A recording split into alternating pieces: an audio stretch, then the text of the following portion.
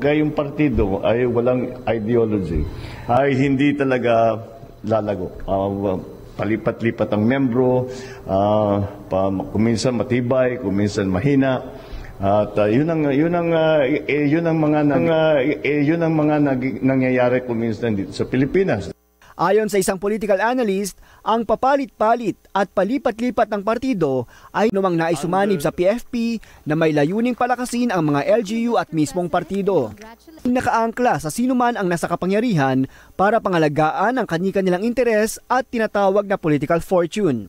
No, kapag wala na yung presidente, wala na sa poder, lumilipat na sila dun sa party o koalisyon ng bagong presidente. Kasi syempre, tinitingnan din nila yung political fortunes nila, lalo na for the 2025 elections. Ang lipatan ay 2 taon bago ang 2025 midterm elections. Nag-uulat, what's new? Sa hindi pa nakapag-subscribe, follow, and share, huwag niyong kalimutan na tangkilikin upang patuloy na makapaghatid ako ng magandang balita.